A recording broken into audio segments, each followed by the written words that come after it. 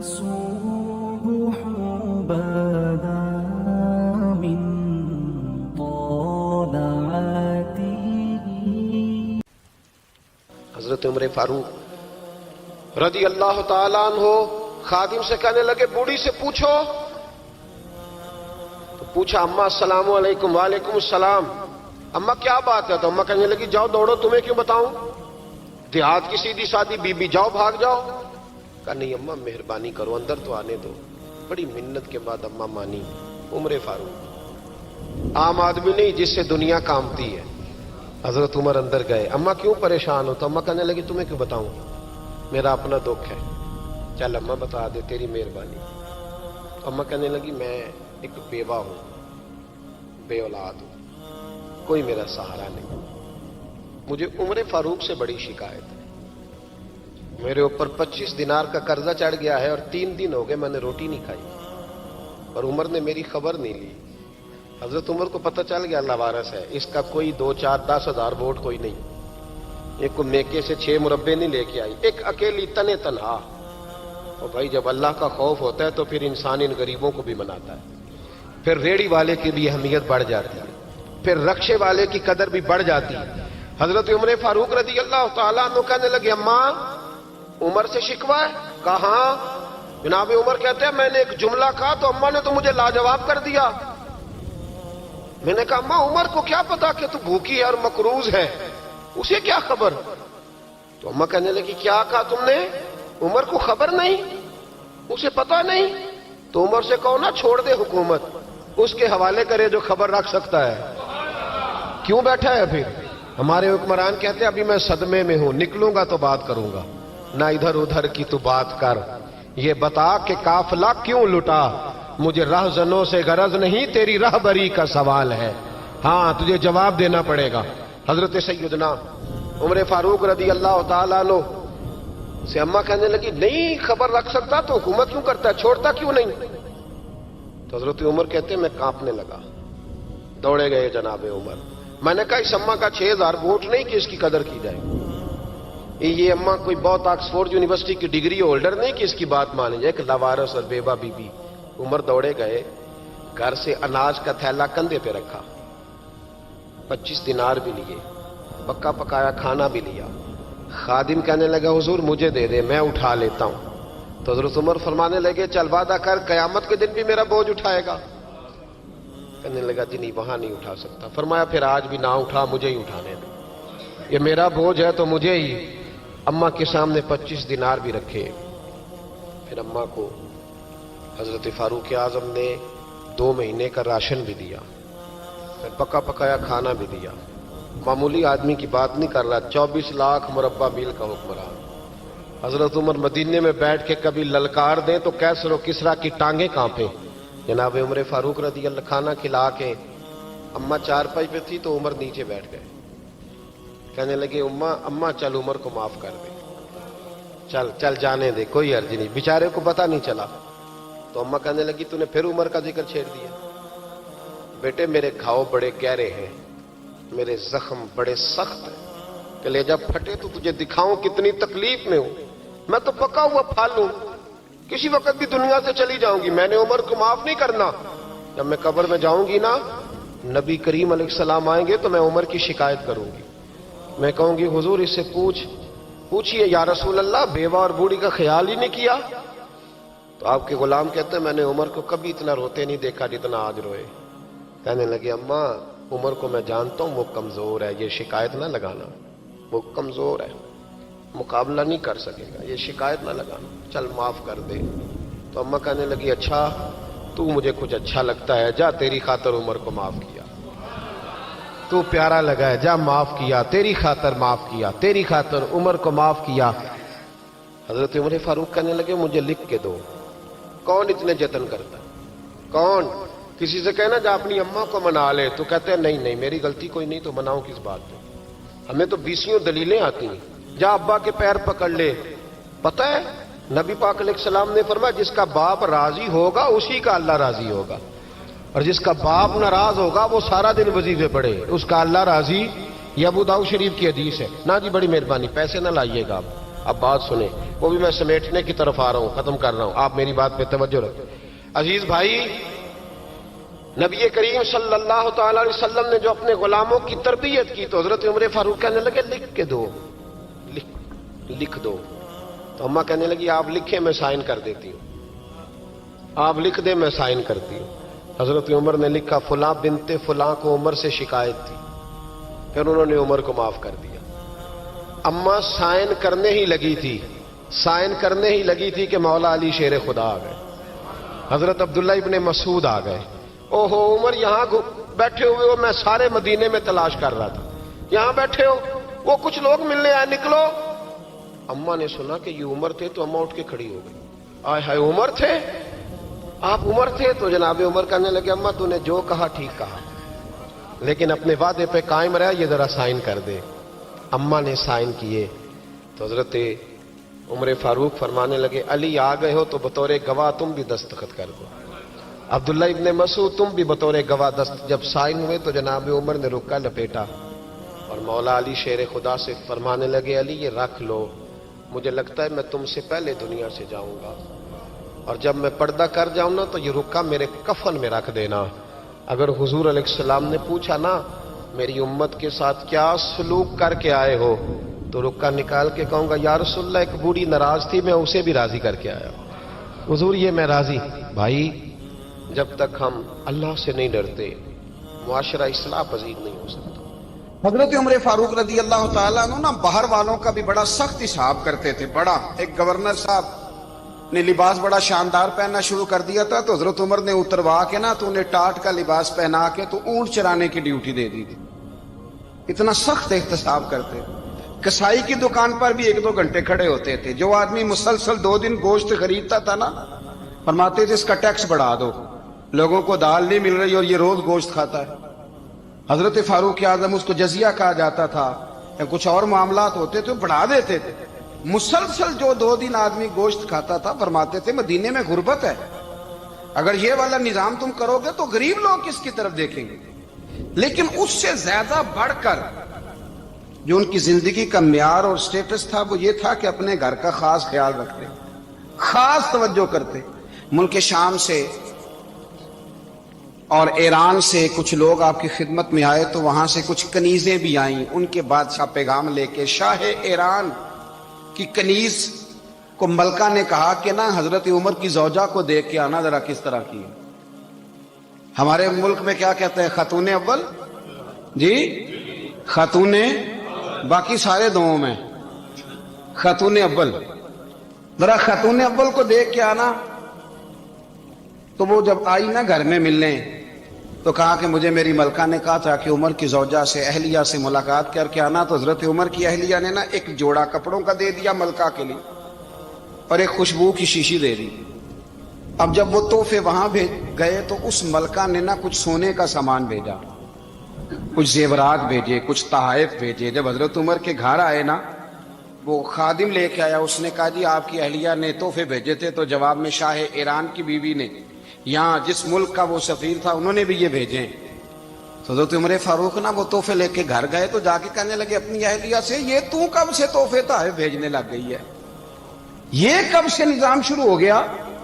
تو کہ حضور تحفہ دینا لینا تو ٹھیک ہے، سنت ہے، محبت بڑھتی ہے، تو یہ کوئی قباحت نہیں، اور میں نے اپنی ذاتی استعمال کے لیے جو چیزیں رکھی تھی وہ میں نے دی ہیں۔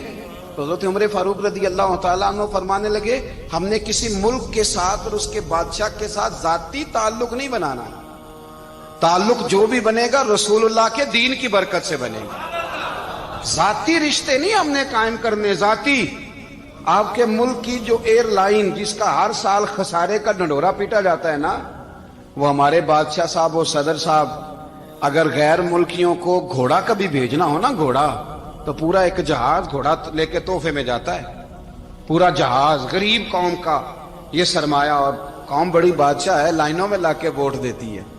2 کام ہمیشہ لائن میں لا کے کرنے، ایک بل لائن میں لا کے جمع کرانا ہے اور ایک ووٹ لائن میں لا کے، تاکہ پھر پورے 5 سال لائن میں ہی لگے رہیں۔ مرضی سے آپ ووٹ دینا پر جو بات درست ہے اس کو سنو۔ حضرت عمر فاروق رضی اللہ تعالیٰ عنہ نے اپنی اہلیہ سے پوچھا کتنے کا تھا وہ تیرا جوڑا؟ اور خوشبو کی شیشی. انہوں نے کہا 3 دینار کی. فرمایا یہ 3 دینار تیرے اور باقی جو تحفے آئے ہیں وہ تو خود کہہ, چونکہ اس نے تیرے نام بھیجے ہیں. تو کہہ کہ میں مال غنیمت میں دیتی ہوں, تو کہہ میں مسلمانوں کو کہہ.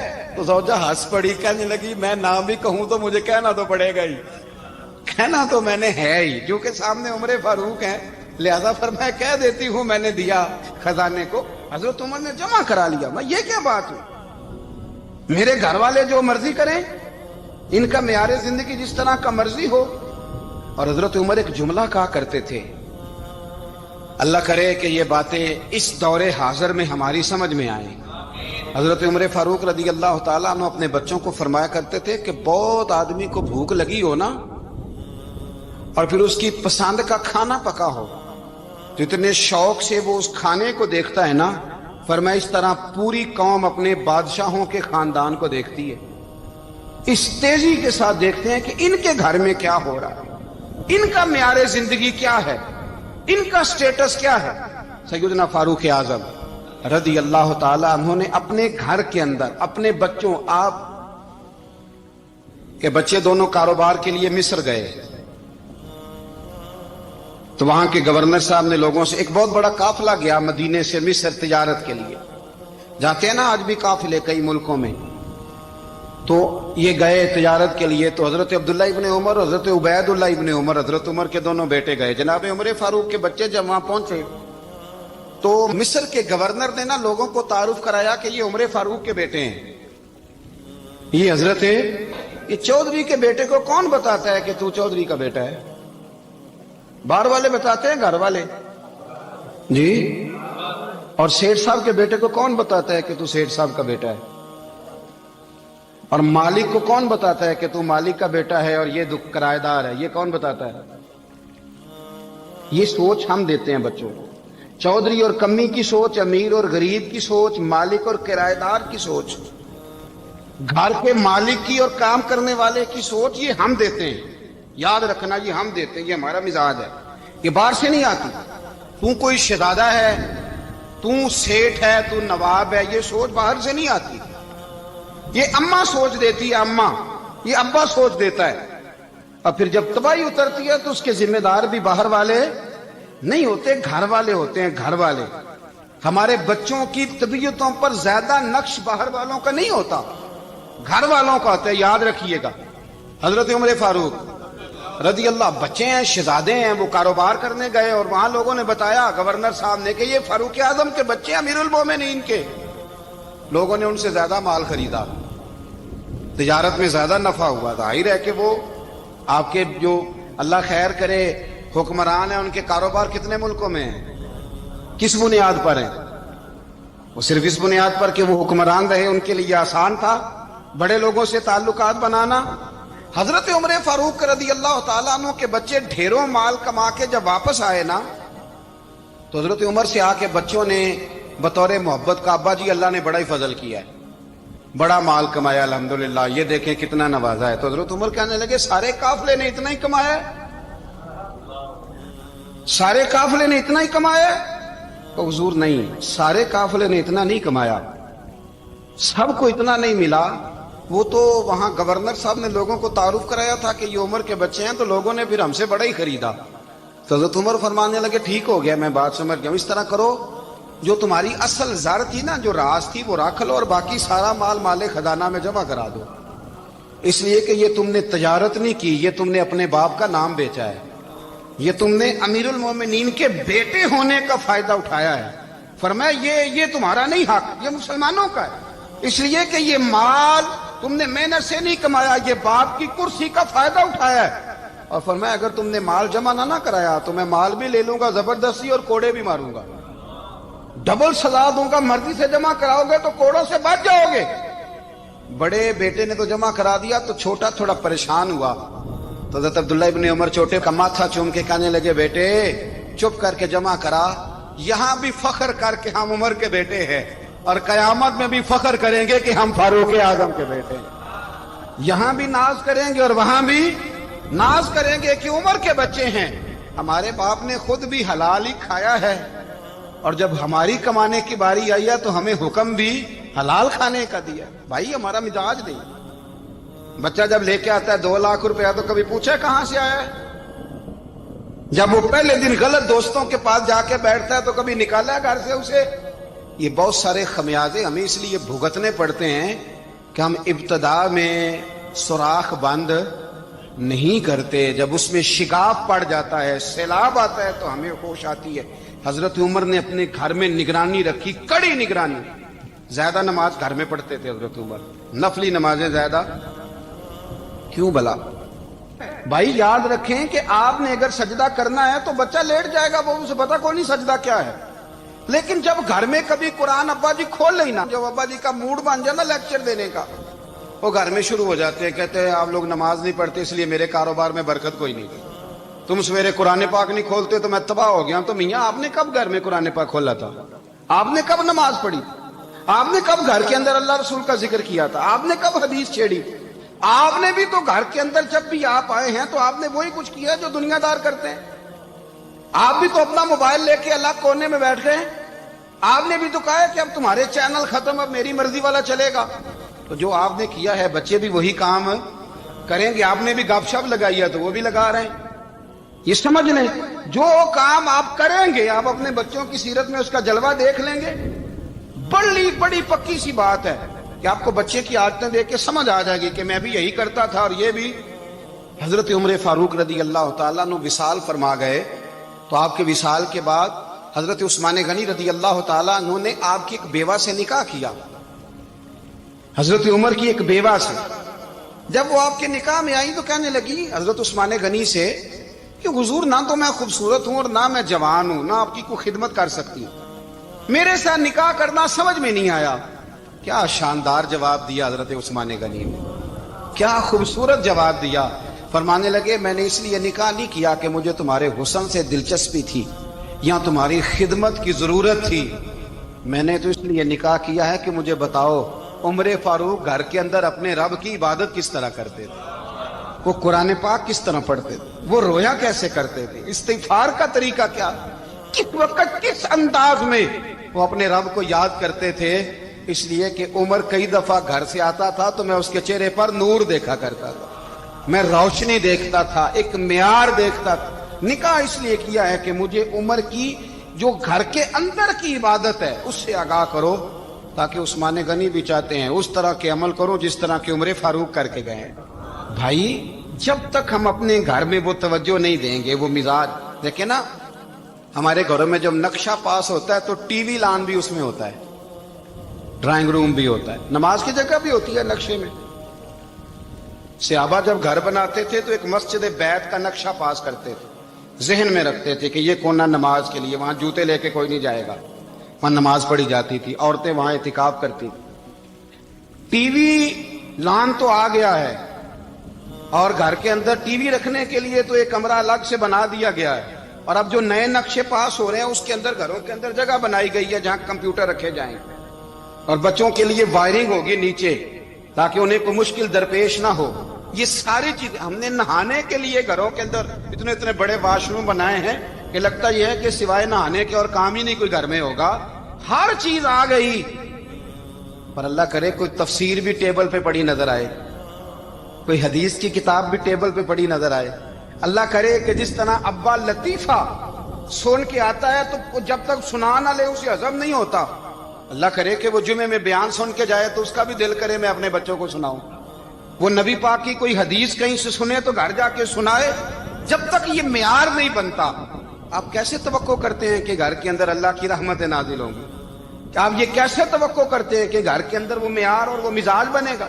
حضرت عمر فاروق نے ذاتی زندگی پر جو توجہ دی، گھر والوں کے معیار پر جو توجہ دی حضرت عمر فاروق رضی اللہ تعالیٰ عنہ نے، وہ بھی بڑی دیدنی ہے. حضرت ابو موسیٰ اشعری کو نا آپ نے وزیر خزانہ بنایا، وزیر خزانہ.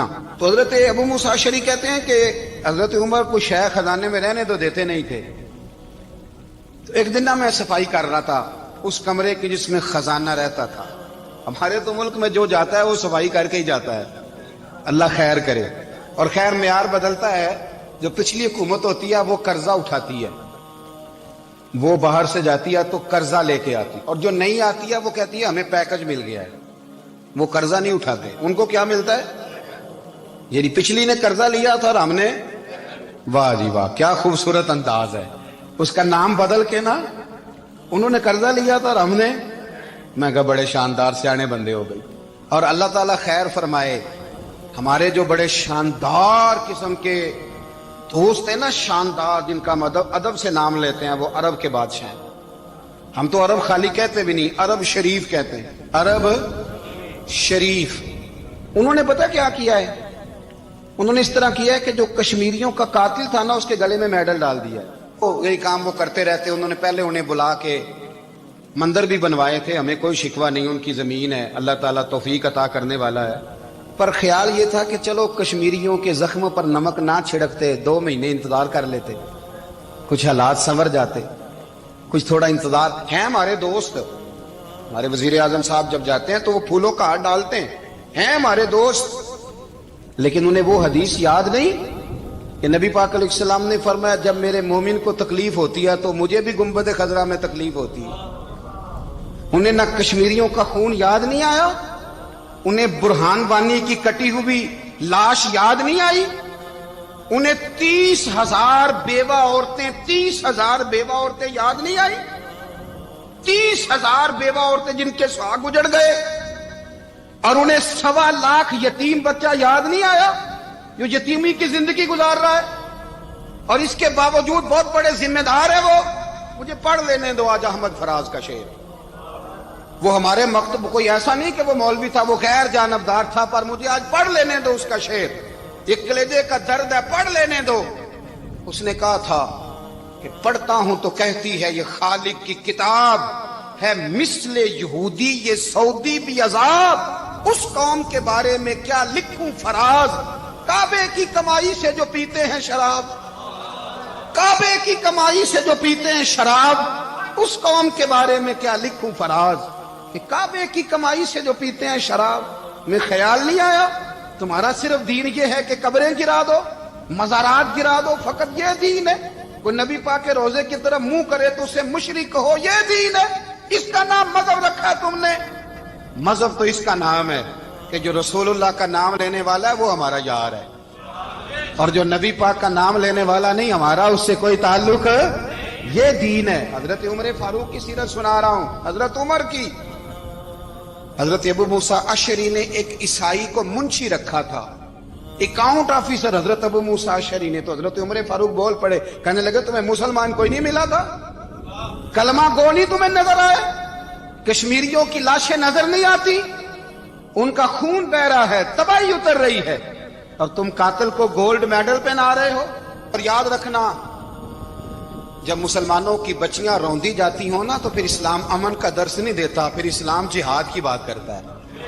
پھر اسلام جہاد کی بات کرتا ہے، جہاد کی. وہ قومیں غیرت مند نہیں ہوتی کہ جن کے گھروں میں آگ لگی ہو اور وہ غیروں کو ہار پہناتی پھرے. اللہ کا کچھ خوف کرو. زندگی مختصر ہے، دبئی میں کتنے رہے اور کتنے چلے گئے. خدا را کچھ، خدا تم سے اچھے تو وہ نیو یارک کے رائٹر ہیں جو کم از کم اپنے کالموں میں کشمیر کی بات کرتے ہیں. تم سے اچھا برطانیہ کا وہ شخص ہے جو کم از کم BBC لندن پہ رپورٹ جاری کرتا ہے تو کہتا ہے کشمیر پہ ظلم ہو رہا ہے.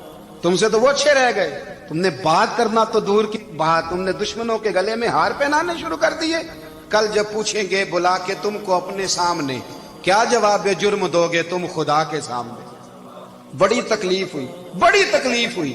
وہ نا منصور حلاج کو پھانسی دی جا رہی تھی تو حضرت جنید بغدادی بھی آ کے دیکھنے لگے. تو منصور حلاج کہنے لگے بابا سارا زمانہ دیکھے پر تو نہ دیکھ. سارا زمانہ تماشا دیکھے، انہیں تو پتا کوئی نہیں نا، تو نہ دیکھ. عرب شریف والو، ٹرمپ اسے انعام دیتا تو تکلیف کوئی نہیں تھی، ملکہ وکٹوریا اسے انعام دیتی تو تکلیف کوئی نہیں تھی، پر تم تو نہ ایسا کرتے. تم تو اپنے تھے، تم تو کلمہ گو تھے، تم تو یہ ظلم نہ کرتے، تم تو یہ حرکت نہ کرتے. میں کہتا ہوں ٹھہر ہی جاتے. جانا نہیں دنیا سے، اللہ کے حضور حاضر نہیں ہونا. جب رسول اللہ قبر میں آئیں گے تو کیا جواب دو گے؟ خدا را حضور نے فرمایا تھا گناہ روک نہیں سکتے تو دل میں ہی برا جان لو. ذالک اضعف الایمان، یہ کمزور ایمان ہے. کم از کم اتنی حد تک تو آ جاؤ، دشمن سے گلے تو نہ ملو. خدا را سمجھیں، ہمارا پہلا تعارف یہ ہے کہ ہم رسول اللہ کے غلام ہیں. اقبال نے کہا تھا وطن کا بت نہ بنانا، وطن کو بت نہ بنانا۔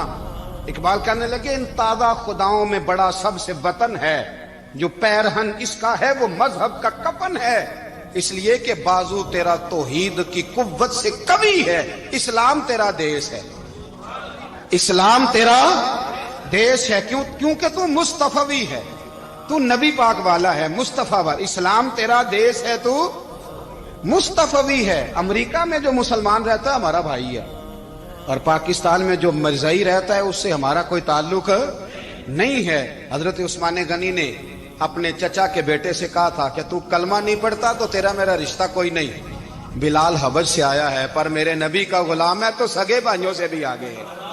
ہزاروں قومیں وجود میں آئیں دہر میں خوش کو تر کے رشتے سے، پر ہم نے بنیاد دوستی رکھی یاد خیر البشر کے رشتے سے۔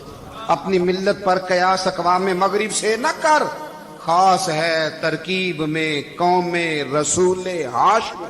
کچھ خیال کرے، پہلا تعارف دین ہے، اگر دین نہیں تو پھر کسی وطن کی کوئی ضرورت، اس لیے کہ پاکستان کا تصور اقبال نے پیش کیا نا، تو اقبال کہنے لگے ان تازہ خداؤں میں بڑا سب سے وطن ہے جس کو تم بت بنا کے پوجتے ہو۔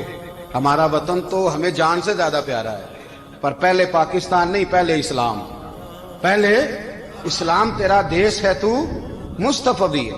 تو آمدام برسر مطلب حضرت عمر فاروق رضی اللہ تعالی عنہ، حضرت سیدنا ابو موسیٰ اشعری کہتے ہیں کہ میں نے نا صفائی کی، مال غنیمت کی میں نے صفائی کی، تو ایک دینار مجھے نا کہیں پڑا ہوا مل گیا، تو فرماتے ہمیں اجازت ہوتی تھی کہ ایک آدھ دینار ہم اپنی مرضی سے کہیں خرچ کر سکتے۔ تو حضرت عمر کے بیٹا گزر رہا تھا، تو حضرت ابو موسیٰ اشعری کہتے ہیں میں نے صفائی کی تو ایک دینار نکلا، تو میں نے وہ ایک دینار نا حضرت عمر کے بیٹے کو دے دیا۔ میں نے کہا لو بیٹا اپنے چچا کی طرف سے تحفہ۔ تو گھر جا کے انہوں نے حضرت عمر کو بتایا کہ چچا نے پیسے دیے ہیں، چھوٹے بچے تھے۔ حضرت عمر نے حضرت ابو موسیٰ اشعری کو بلا لیا اور بلا کے فرمانے لگے میں تو تمہیں اپنا دوست جانتا تھا اور تو نے میری اولاد کو ہی دنیا دار بنانا شروع کر دیا، میرے بچوں کو ہی تم نے دنیا دار پیسوں پہ لگانا شروع کر دیا، میں تو تمہیں یار سمجھتا تھا۔ فرمایا تمہیں چاہیے تھا میرے بیٹے کو نصیحت کرتے کہ بیٹا پیسوں سے رب راضی نہیں ہوتا، اس کی رضا والے کام کیے جائیں تو رب راضی ہوتا ہے۔ اور فرمایا تمہیں کوئی اور گھر نہیں ملا تھا تباہ کرنے کے لیے، میرا ہی گھر ملا تھا، اٹھاؤ اپنا دینار اور خبردار آج کے بعد میرے بچوں کے ساتھ یہ والی نیکی نہ کرنا۔ اور ہمارا کیا سٹیٹس ہے، دوستی ہے یہ اس سے جو تحفے زیادہ دے، جو بچوں کو خراب کرنے میں مدد زیادہ کرے اس کے ساتھ یہ رہنا۔ حضرت عمر نے گھر پہ اور سب سے بڑھ کر اپنی ذات پہ توجہ کی۔ حضرت ابو مالک رضی اللہ تعالیٰ عنہ کہتے ہیں میں عمر کے پیچھے پیچھے ایک باغ میں گیا، اکثر اس باغ میں جایا کرتے تھے، اور عمر جا کے نا تو درخت کے نیچے بیٹھ گئے اور فرمانے لگے او امیر المومنین اللہ سے ڈر جا، ورنہ جس رب نے حکومت دی ہے وہ عذاب بھی بڑا دے گا، ڈر جا رب سے۔ کبھی ساری زندگی حضرت عمر نے اپنا کوئی تعارف نہیں کرایا، کبھی نہیں۔ ایک بندے نے آپ کے سامنے تعریف کر دی آپ کی تو فرمانے لگے تو خود بھی ہلاک ہوا اور مجھے بھی ہلاک کر دیا، کیا ضرورت پڑی ہے میری تعریفیں کرنے کی، اتنی دیر میری تعریف میں لگائی، اللہ کا ذکر کرتا رب تجھے ثواب دیتا، حضور پہ درود پڑھتا تو رب تیرے اوپر رحمتیں نازل کر دیتا، کس چکر میں ہے؟ آج جتنا اچھی کوئی خوشامد کرے اتنی اچھی وزارت ملتی ہے، جتنی اچھی اس کو جو ہے وہ چاپلوسی کرنی آیا درجہ بھی اسے اتنا ہی اچھا ملتا ہے۔ حضرت عمر فاروق رضی اللہ تعالیٰ عنہ آپ کے بیٹے کہتے ہیں، صاحب فتوح الشام نے لکھا ہے، آپ کے صاحبزادے کہتے ہیں میں نکلا تو میرے ابا جی نا اپنی پشت پر مشکیزہ رکھ کے کنویں سے پانی بھر کے آ رہے تھے، میں دوڑ کے آگے گیا، میں نے کہا ابا جی مجھے دے دے۔ فرمانے لگے بیٹا تیرا کیا خیال ہے، کوئی اور نہیں تھا مشکیزہ بھر کے لانے کے لیے، تیرا کیا خیال ہے؟ کہا ابا جی بڑے لوگ تھے پر آپ کیوں اٹھا رہے ہیں؟ فرمانے لگے نفس نا ذرا میرا بڑا ہو گیا تھا، اسے ذرا ذلیل کر رہا ہوں، ذرا اپنا محاسبہ کر رہا ہوں، یہ مجھے کہہ رہا تھا تو بڑی چیز ہے، تو میں نا ابھی مشکیزہ گھر رکھ کے آؤں گا، پھر تیری ماں نے مجھے کہا ہے کہ گھر میں لکڑیاں کوئی نہیں جلانے کے لیے، پھر میں جنگل سے لکڑیاں کاٹ کے لاؤں گا۔ اب میں امیر المومنین بن کے نا تو میرا نفس تھوڑا بڑا ہو گیا۔ اب یقین کریں ہمارا ہاضمہ خراب ہو جاتا ہے جب تک ہمارا تعارف صحیح نہ ہو، ہمارا تعارف ٹھیک نہ ہو، میں یہ ہوتا ہوں میں وہ ہوتا ہوں، چھوڑ مٹی دیں تے مٹی رہنا ہی، مٹی دیں تے مٹی دیں تے مٹی رہنا ہی، ਐਵੇਂ ਕਾਦੀ ਬੱਲੇ ਬੱਲੇ ਅੱਜ ਮਿੱਟੀ ਦੇ ਉੱਤੇ ਬੰਦਿਆ ਤੇ ਕੱਲ ਮਿੱਟੀ ਦੇ ਥੱਲੇ मिट्टी दें ते मिट्टी रहना कादी बल्ले मुझे पूछ लो मुझे जान लो मेरा नाम ले लो मैं भी आया हूं मैं भी होता हूं मेरा भी ये तज़किरा है मैं बदकार पुराना खादम किसे दर मिली न ढोई ये ते वासफ यार ने नजर जो की थी ते वासफ ही हुई ये तो बड़ी बात की बात है तो बात की बात है साहब वरना मन नानम के मन नानम जो हम हैं उसका हमें पता तो है ना भाई कभी भी ये जो जात का चक्कर है ना मैं भी हूं मुझे भी ओ भाई याद रखो मैं कौन हूं ये जो नाम नमूद और ये ख्वाहिशें और ये जो वकार ये तो कमजोर लोगों का तरीका है जिसको अपना तारुफ कराना पड़ गया उससे भी ज्यादा कमजोर कोई है फोटो में दिखाता फिरता है फलाने के साथ फोटो फलाने तो कमजोर बंदे ये काम कर हजरत उमर फारूक अल्लाह अकबर हजरत उमर जैसा बंदा 24 लाख मुरब्बा मील का हुक्मरान और शाह रूम को खत लिख के कहता है मैं मिन्नत नहीं करता मैं हुक्म देता हूं ना तगड़ा बंदा जंगे कादसिया के लिए हजरत साद बिन नबी वकास को भेजा फतुह शाम पढ़ के देखें हजरत उमर बड़े परेशान हैं इतने दिन हो गए कोई रिपोर्ट ही नहीं आई अब तो मोबाइल है ना तो एक मिनट की रिपोर्ट लें आप बल्कि आप एक मिनट की फोटो लें आप रिपोर्ट तो दूर रह गई हजरत उमर फारूक रदी अल्लाह ताला अन्हु बड़े परेशान है कि कादसिया में हजरत साद बिन नबी वकास के साथ लोग जिहाद करने गए रिपोर्ट कोई नहीं आ रही इतने परेशान थे कि बाहर निकल के ना उस रास्ते पे बैठ जाते जो रास्ता कादसिया की तरफ से आता था उस जो भी आता जाता पूछते जंग के क्या हालात हैं उधर जब अल्लाह ने फतह दे दी ना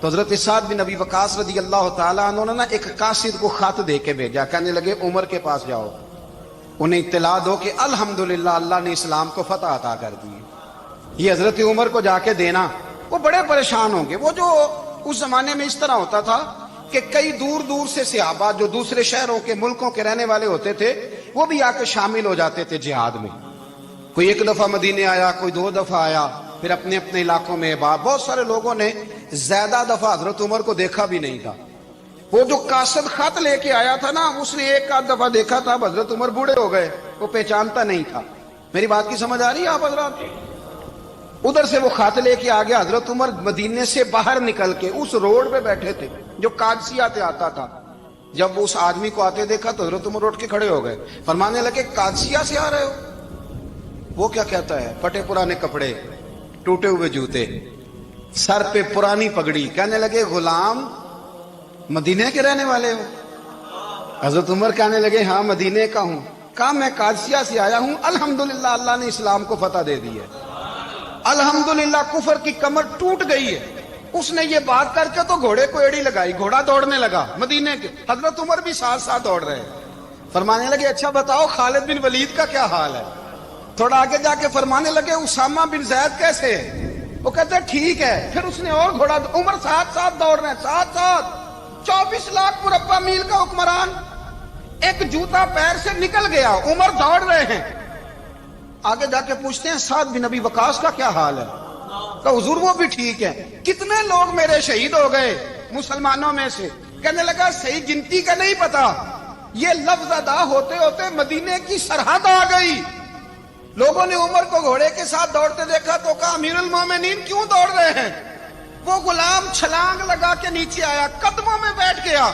कहने लगा हुजूर आपने बताया ही नहीं आप अमीरुल मोमिनीन है आप फरमाने लगे क्या बताता मैं तो ऊंट चराने वाले का पुत्र हूं क्या बताता वो उमर हूं जिसने अपने गुनाहों का हिसाब देना है क्या बताता जो साद बिन नबी वकास को जिहाद पे भेज के खुद बुजदिलों की तरह घर में बैठा है क्या बताता कोई हैसियत नहीं कोई तार तूने अच्छा किया तू तो मुजाहिद था मुझे साथ साथ दौड़ाया तूने अच्छा किया जितने लोग थे चीखे मार के रोने लगे हजरत फारूक आजम से कहने लगे उमर जब तक तेरे जलवे रहेंगे अल्लाह कामयाबियां ही अता फरमाएगा जब तक तेरा रंग रहेगा अल्लाह ताला नवाजता ही रहेगा कुछ नहीं कभी अपना आप जाहिर ही नहीं किया बहुत बड़े थे हजरत उमर बड़े थे लेकिन सारी जिंदगी अपने मुहाज हजरत अबू राफे गुलाम थे कुरान पाक बड़ा सोना पढ़ते थे हजरत उमर जब भी उन्हें मिलते कहते अबू राफे तो उमर से अच्छा है कुरान बड़ा शानदार पढ़ता है तो वो कहते हुजूर अगर मैं कुरान सही पढ़ता हूं तो आपको कुरान की तशरीह ज्यादा सही आती है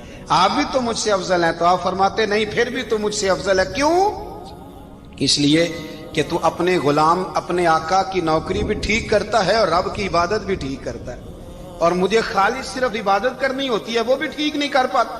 ساری زندگی اپنا محاسبہ، ساری زندگی اپنے گریبان میں دیکھا، ساری زندگی اپنے آپ کو پرکھا، اپنے آپ کو ٹٹولا، 62 سال عمر بیت گئی۔ حضرت حذیفہ بن یمان ایک صحابی تھے، میرے نبی کریم علیہ السلام نا ان سے راز کی باتیں کرتے تھے۔ ہر بندے کا ہاضمہ ٹھیک نہیں ہوتا، سب سے راز کی بات نہیں کرنی چاہیے۔ حضرت حذیفہ بن یمان کہتے ہیں حضور راز کی باتیں بتاتے ہیں۔ مدینہ منورہ میں جو منافقین تھے ان کی لسٹ بھی نبی پاک نے حضرت حذیفہ بن یمان کو دی تھی۔ جب کوئی مشکوک آدمی مر جاتا نا تو صحابہ کہتے ہیں ہم دیکھتے اگر حضرت حذیفہ نے جنازہ پڑھا تو ہم بھی جنازہ پڑھ لیتے۔ نبی پاک نے بھی کچھ جنازے نہیں پڑھے، ترمذی میں ہے، فرمایا عثمان سے جو بغض رکھے اس کا جنازہ نہیں پڑھیں گے۔ حضرت حذیفہ بن یمان اگر جنازہ پڑھتے تو لوگ پڑھتے، وہ نہ پڑھتے تو لوگ جنازہ نہ پڑھتے۔ حضرت حذیفہ بن یمان کہتے ہیں جناب عمر فاروق کی خلافت کے آخری ایام تھے، کچھ دنوں کے بعد وہ شہید ہو گئے۔ فرماتے ہیں آدھی رات کا وقت تھا، میں گھر میں سویا تھا بڑا بے فکر، اچانک میرے دروازے پہ دستک ہوئی، میں گھبرا کے اٹھا، اتنی رات کو کون آیا؟ کہتے ہیں قربان جاؤں، دروازے پہ گیا تو امیر المومنین فاروق اعظم دروازے پہ۔ میں نے کہا عمر کوئی حکم تھا تو مجھے بلا لیتے۔ کہنے لگے میں نا امیر بن کے نہیں آیا، تیرا ویر بن کے آیا ہوں۔ امیر المومنین کی حیثیت سے سرکاری کام سے بلاتا تو وہاں بلاتا، مجھے ایک ذاتی کام پڑ گیا۔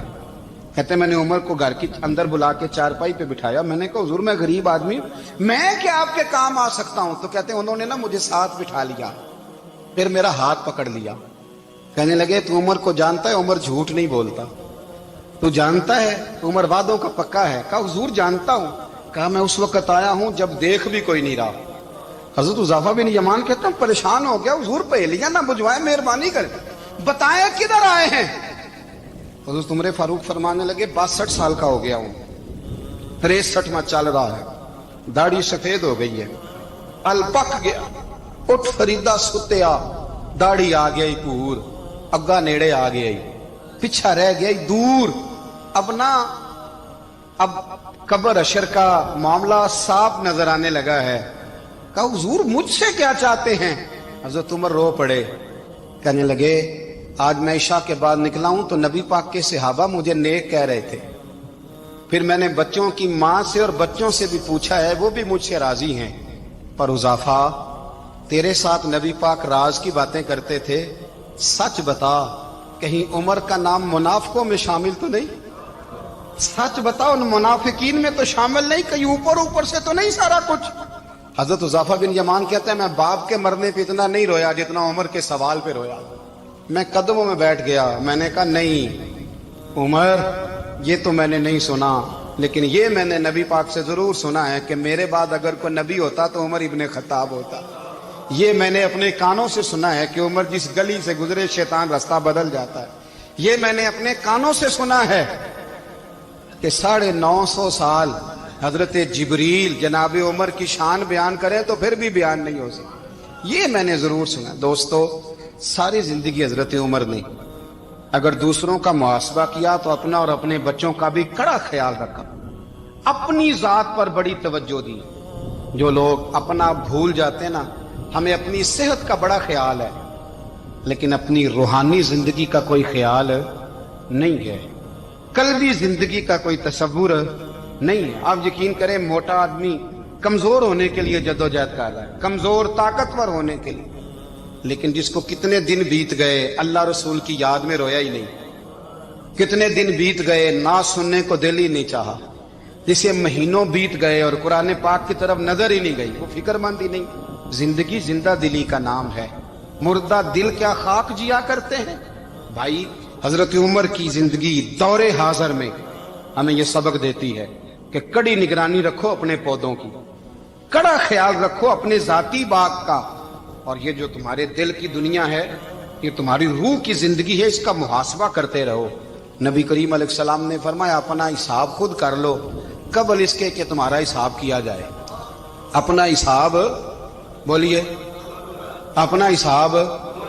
ہم ساری دنیا کا حساب کرتے پھرتے ہیں، کوئی کہاں سے کماتا ہے کہاں کھاتا ہے، پر اپنا حساب हुजूर ने फरमाया हिसाब कर लो कबल इससे कि तुम्हारा हिसाब, मौला अली फरमाते हैं नमाज पढ़ लो कबल इसके कि तुम्हारी नमाज पढ़ी जाए, नमाज पढ़ लो कबल इसके कि तुम्हारी, अपना मुहासबा करें।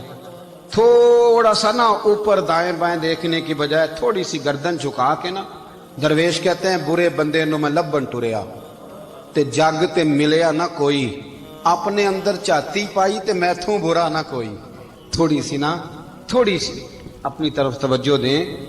हम ना बेचैन वक्त गुजार रहे हैं, बेकरार हैं, बेसुकून है। सबब ये है कि हमने ना अपना हिसाब करना छोड़ दिया। सय्यदना व मौलाना मुहम्मद, अल्लाहुम्मा सल्लि अला सय्यदना व मौलाना मुहम्मद।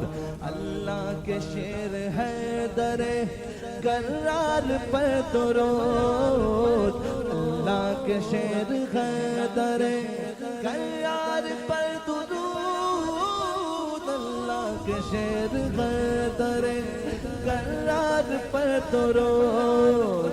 हजरत हसन हुसैन के किरदार पर दुरूद, अल्लाहुम्मा सल्लि अला सय्यदना व मौलाना मुहम्मद व अला सय्यदना अली व सय्यदतना फातिमा व सय्यदतना ज़ैनब व सय्यदना हसन व सय्यदना हुसैन व अला आलिहि व सहबिहि व बारिक वसल्लम।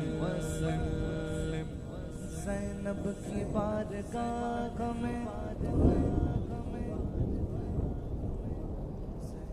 की बारगाह में, ज़ैनब की बारगाह में, ज़ैनब की बारगाह में सलाम नियाज है।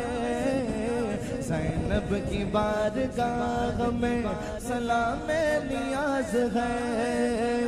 जो मुर्तज़ा की लाडली ज़हरा का नाज है।